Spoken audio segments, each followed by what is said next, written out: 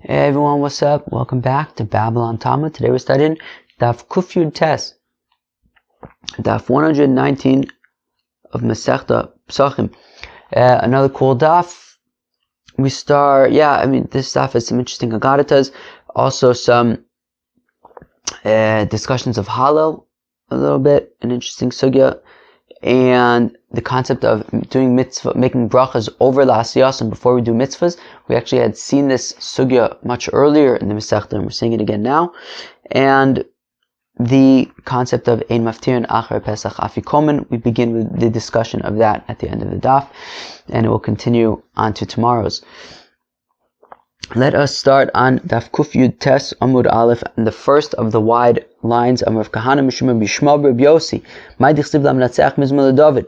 What does the pasuk mean when it says to the winner a song to David?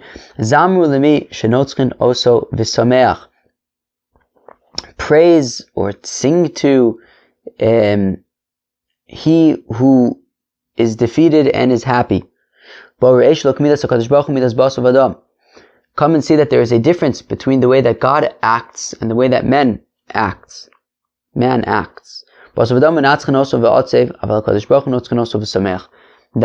a fellow, if you defeat him, he is sad.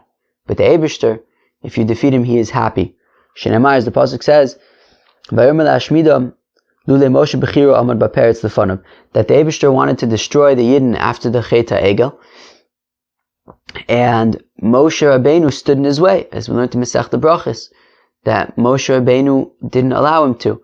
And we see that the pasuk refers to Moshe Rabbeinu as Bechiro, his chosen one, i.e., God looked kindly and proudly on the fact that Moshe Rabbeinu stood up to him and was able to essentially overcome his will and change his will. So we see that God, when he is defeated, is happy, which is something that people are not. Amar of Kahana says, of Kahana Mishma Bishma Reb Yossi. V'Rabbanon say that there was Amar of Shimon ben Lakish Mishum Reb Yehuda Nesiya. Okay, Reb Yehuda Nesiya, I believe, was the grandson of Reb Yehuda Hanasi. He was an Amora. What does the pasuk mean? V'dei Adam mitachas kanfeim. That when describing the chayos in the Maisim Merkava, it says that there were hands of man under their wings. Yadoksiv, it says his hand, meaning even though it's it's a Korean ksiv. We read it videi, but it's written yado. So zayado shel HaKadosh Baruch Hu, this is the hand of God. Sheprusa tachas kanfei chayos, which is spread out under the wings of the chayos. Kedei lekabel ba'alei tshuva miyad midas adid, in order to save ba'alei tshuva, people who have done tshuva from the midas adin. Right, you have like the Satan who's trying to sway the Eibishter and saying these guys are nudniks, they've done X, Y, and Z, and the Eibishter says no, they're good, and that's because of this hand that is under the wings of the chayos. Okay.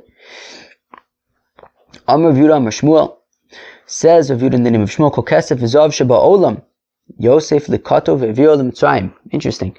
Yosef took all of the gold and silver of the entire world and brought it to Egypt. Shenemar, as the pasuk says, Veilaket Yosef es kol kesef animtza.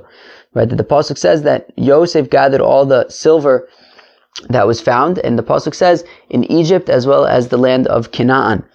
Ainli ela sheberetz Mitzrayim v'sheberetz Canaan. But all I know from that pasuk is that Yosef took all the gold and silver from Egypt and from Canaan.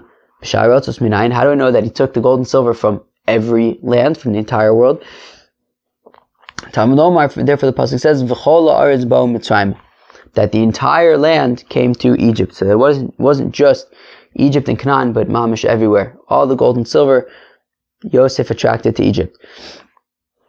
And when the Yidden left Egypt, so they brought the gold and silver with them. All that gold and silver that Yosef attracted to Mitzrayim, they took with them. Shenemar, as the pasuk says, Mitzrayim, that they cleared out Egypt. So Ravasi said that it means that they left Egypt as a trap that doesn't have any grain in it. If you want to trap a bird, so then you, I guess, take a trap and you put some grain in it, and the bird comes and you trap it. So, but if there's no grain, there's no trap. It's not going to work. So they basically cleared out all the gold and silver from Egypt and made it essentially like a trap with no grain, i.e. useless. Shimon ben Lakish Amar Kimtzula she'en badagim, like water that doesn't have any fish in it. Okay? And then they had the gold and silver until the time of Rechavam. And then Shishak, the king of Egypt, went and took it back from Rechavam. As we saw a few weeks ago, that there were three things that kind of went back to its source. So one of them was the gold and silver of Egypt. Shenemar, as the pasuk says, "Vayibashana chamishis lamelech Rechavam," that it was in the 5th year of the king of Rechavam. Al Shishak melech Mitzrayim Yerushalayim, Shishak, the king of Egypt, came to Jerusalem. Vayikach es otzos beis Hashem, es otzos beis Hamelech, and he took the treasury of the house of God and the treasury of the king. So we see that all the gold and silver that Yosef attracted to Egypt, and then the Yidden took out with them, Shishak, the king of Egypt, took it back. Zerach melech Kush unitalu mishishak. Zerach, the king of Kush, took it from Shishak. Ba'asa unitalu mizerach melech Kush v'shigol la'dadrimon ben Tavrimon. And then Asa came and he took the gold and silver from the king from Zerach melech Kush, and he sent it to Dadrimon ben Tavrimon. Bo b'nei Amon v'nitalu me'adadrimon ben Tavrimon. And then the children of Ammon took it from Hadadrimon ben Tavrimon, by Yoshaphat unitalim bnei Ammon. Then Yoshaphat took it from the bnei Ammon. Vayimunach ad Achaz, and then Yoshaphat had it until Achaz came around. Basancherev unitalim Achaz, and then Sancherev took all the gold and silver from Achaz. Bachizkiah unitalim Sancherev, but then Chizkiah took all the gold and silver from Sancherev. Vayimunach ad Tzidkiah, and then all the gold and silver was by Sancherev until Tzidkiah. Okay. Bo Kastim unitalu mitzidkiah, and the Kastim came and took the gold and silver from Tzidkiah. Okay. Bo Parsim unitalu mikastim. Okay. Then the Persians took all the gold and silver from the Kastim. Bo Yivan unitalu miparsim, and then the what do we call them? The Greeks. The Greeks took all the gold and silver from the Persians. Bo Romim unitalu miyad Yivanim, and then the Romans took it from the Greeks. And that's where it is still. All the gold and silver is still in Rome. Wow. Okay, that was quite the trip. Well, that was quite the trip. What do you want me to tell you? Says Reb Chaim Bar Chanina that Yosef Atzadik, he hid 3 treasures in Egypt. Achas niskal Korach. One of them was discovered by Korach, and that's how he became very, very wealthy. Antoninus ben Asuyarus. One of them was discovered by Antoninus ben Asuyarus. And one of them is hidden away for the righteous people in the future. The pasuk in Koheles says that wealth is preserved for its owners for his demise.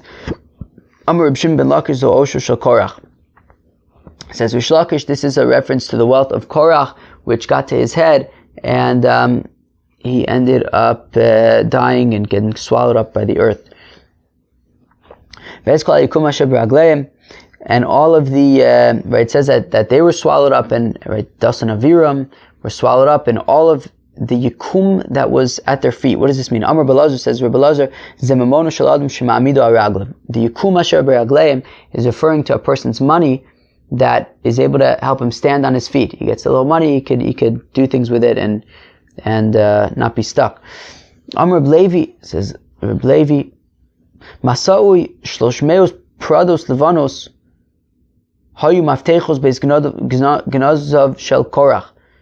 That the keys to open the treasury of Korach were so heavy. I guess maybe there were so many of them. I don't know. That basically I think what it's trying to say is that Korach had a lot of wealth, and just the keys to his storage places, you would need 300 mules in order to carry the keys. They were so heavy. And all of these keys were made out of leather. It wasn't even made out of metal, which is heavy. It was made out of like a lighter material, and still it was so heavy, I guess, because he had so much storage houses, I guess. And the Rashbam points out in the Dibra Maskil, Masui Shlosh Meos, about 4 lines from the bottom of the Rashbam, Lavdavka v'chein kol shlosh meos b'shas. Interesting. So Rashbam says it's not to be taken literally. You didn't literally need 300 mules in order to carry the keys to his storage house. However, the point is that he had a lot of wealth. And Rashbam says that in any place where it says shlosh meos and shas, any place where the Gemara says 300, it doesn't literally mean 300. It's the Gemara's way of exaggerating, of saying it was quite a lot. Very interesting. So in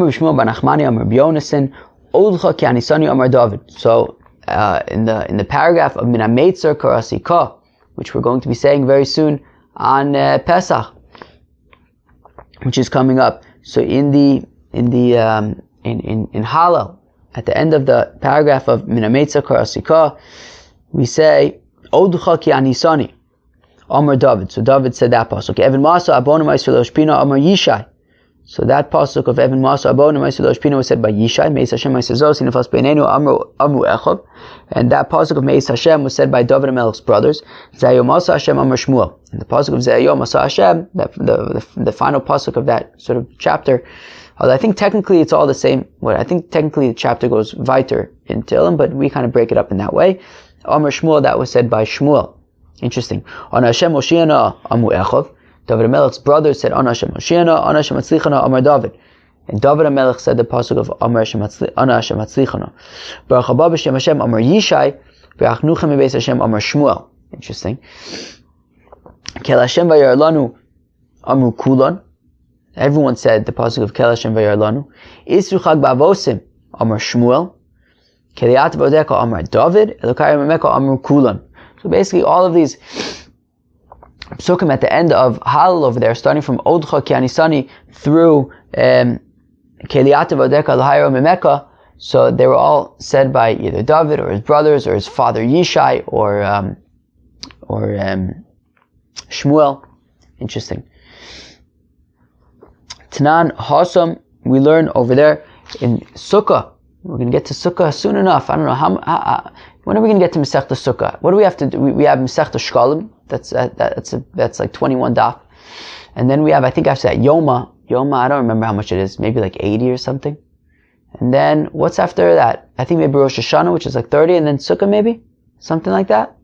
So we'll probably get there maybe like a few months. I don't know. Yeah, not too long. Maybe like 6 months away. We're going to be learning Masechta Sukkah. It's a good Masechta. So in a place where they have the minig at the end of this paragraph that we were just talking about, to double the psukim, as I'm sure many people have the minig, right? You say twice. The same thing with Evan Masu Abonim. So livshot yivshot, if you only do it once, so you do it once. So if the minig is to say this psukim twice, so you do them twice. If the minig is to just say them once, you do them once. And if you have the minig to complete the Hallel with the bracha at the end as well, as I imagine most people do, so you do that as well. Everything based on what the minig is where you live. Amar Abaye, now says Abaye, this kasha of, based on the minig where you live, do you say a bracha at the end of Hallel? Abaye clarifies that specifically at the end of Hallel. However, at the bracha that we make at the beginning of Hallel, that everyone does. That all mitzvahs, and Hallel is a mitzvah d'Rabbanan, so all mitzvahs, you make a bracha over l'asiyasin. Before you do them, you make a bracha. In fact, the Gemara, how do you know that over l'asiyasin means before you do them? Who says that over means before? So it says Rav Nachman bar Yitzchak that, we can know this from the pasuk of after Avshalom died. So it says that first they said this other person to tell David HaMelech, and then Achimaatz went and says Vaya'avor Sakushi, that he passed before this other person that they sent, i.e. Vaya'avor means to go before. Abaye Mamiyachas says Abaye from here, Vu Avar Lifneim, that it says by Yaakov Avinu, when he was approaching Esav. So it says that V'hu avar lifnehem, that he passed before them. So avar lifnehem, passed before them. Okay. Those who say Melacha, it's from the following pasuk: Vayavor Malkum Lifneim Vashem Beroshim, that their king, the Melech HaMashiach, in the future will come before the Yidden, and God at their head. So we see Vayavor Lifnehem. Also, this lashon of over being before. Tanya, when the Nebraisa Rebbe Kofel Badvarim, that Rebbe would double up these psukim. Rabbi Elazar ben Parta Mosif Badvarim, he would add things. My Mosif, what it means? What would he add? I'm by Mosif Lichpol Me Od Cholamata. No, it means basically that he would double up the psukim, like we've been discussing from Odcha Kianisani, and forward, and from then, really, I guess until the end of Hallel, until we get to Yahalelucha, to the bracha at the end. So now we see a very, very interesting anecdote. Darish Rav Avira expounded Zimrin Amalei Mishmei Rav Ami Zimrin Amarla Mishmei Rav Asi. So Rav Avira said the following statement. Sometimes I guess he would say in the name of Rav Ami. Sometimes he would say in the name of Rav Asi. What does it mean? It says that by Yitzchak Avinu, that he grew up, and then Avraham Avinu, he made a suda when Yitzchak stopped nursing. Okay. Also, the Kadosh Baruch Hu asked suda letzadikim b'yom sheyigamel chazda lezar shel Yitzchak. And in the future, God is going to make a feast for the righteous, for the tzadikim, on the day that He will be gomel chasadim to the offspring of Yitzchak. I.e., at the day of the Geula, when the Geula happens, there's going to be a big feast for the tzadikim. And then after they're done eating and drinking, they're going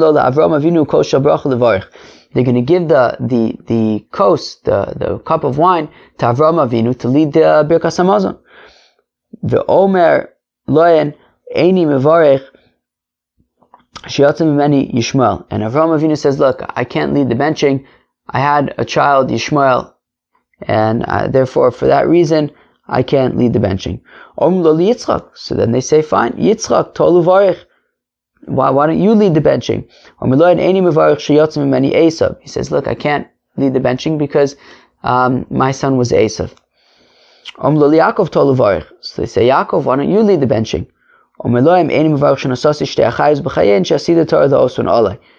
Yaakov Avinu says, look, I don't feel comfortable leading the benching because in retrospect, I married two sisters while they were both alive, meaning at the same time. I was married to two sisters. Now, even though at the time that was okay because it was before Matan Torah, but look, Lemaisa, in the future, this became something that shouldn't be done. I don't feel right because I did this. I don't feel comfortable leading the benching. So they say to Moshe, Tolu Varich, why don't you lead the benching? And Moshe Rabbeinu says, look, I can't lead the benching because I did not merit to enter into Israel, neither in my life nor in my death.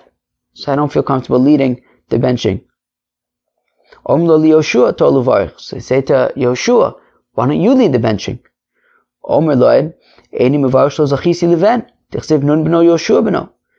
Yoshua says, look, I can't lead the benching because I didn't have any children. As the pasuk says in Divrei Yomim, it's listing all the children for the lineage of Shevet Ephraim, and it gets up to Yoshua and it stops because it didn't continue from there. So then they say to David, Tolu Varich, why don't you lead the benching? Omer Loin Ani Avarich Vili Nira Levarich Sheneamar Kos Yeshua Sesav V'Shem Hashem Ekra. So then they say, David HaMelech, why don't you lead the benching? And he says, sure, with pleasure. He says, I will lead it, and it is befitting for me to lead it. As the pasuk says, Kos Yeshuos Esa V'Shem Hashem Ekra, that the pasuk says in Hallel that the cup of salvation I will lift up and I will call out in the name of God. Very, very interesting story. What do you guys think about it? What do you make of that? Very interesting. All of the great leaders of Israel, they didn't feel comfortable leading the benching. David HaMelech says, you know what? I feel comfortable. Of course, certainly I'll do it. Interesting. Zok the Mishnah in Maftir Nachar Pesach Afikoman So the Gemara is going to discuss exactly what this means. We saw it a few weeks ago, Lemaise, for the first time in Maftir Nachar Pesach Afikoman, in terms of being able, in terms of, what does it mean literally? In Maftir Nachar Pesach. So after we eat the Korban Pesach in Maftir, and we don't, get up, and then Afikoman. So the question is, what does Afikoman mean?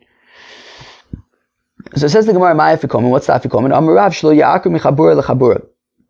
Rav says that you shouldn't go from one chabura to another chabura.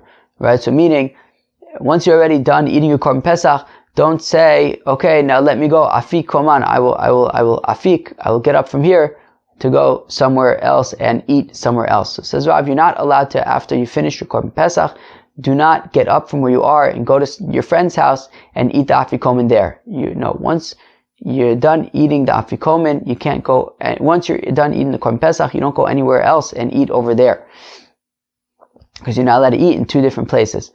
Now, however, according to Rav, if you want to stay where you are and continue eating, have dessert or whatever it is, that would be perfectly fine. Now, Shmuel Amar says, Shmuel, Kagon Ardila Eli Vigozlai La'aba.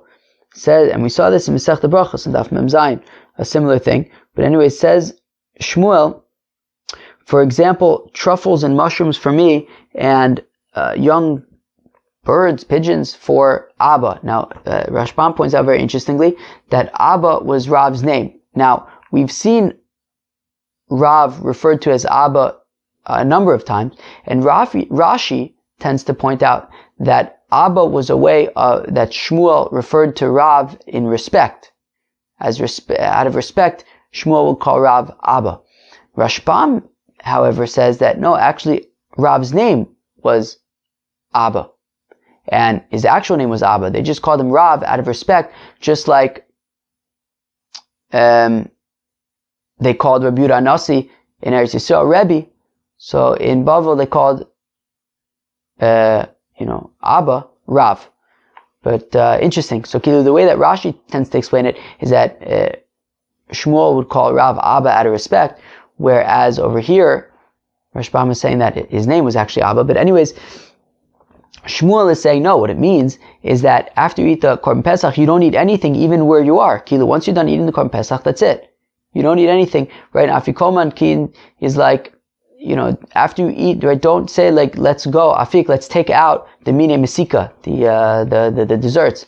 No, even if you're in the same place, you don't eat anything after the Korban Pesach. So that's really the big nafkamita between Rav and Shmuel. That according to Rav, what it means is that after you eat the Korban Pesach, you don't get up and go somewhere else and eat somewhere else. No, because you can't eat the Korban Pesach in two places. So we're concerned you might end up eating Korban Pesach in two places. Just forget it. Don't get up and go somewhere else and eat anywhere else. But if you want to stay where you are, you're allowed to eat where you are after you eat the Korban Pesach. It says Shmuel, you're not allowed to eat anything after the Korban Pesach because we want the flavor of the Korban Pesach to remain on your tongue. And therefore, even if it's like desserts and stuff where you are, do not eat them. Right? It says, Kagon, Adiloi li, such as truffles and mushrooms for me, Vigozlai la'aba, and young birds for Rav, even that you would be unable to eat in your, in the same, even in the same location where you are after you finish the Korban Pesach. Rav Chanina bar Shila, Rav Yochanan Amrei, Kagon, Tamarim Kleus Vagozim.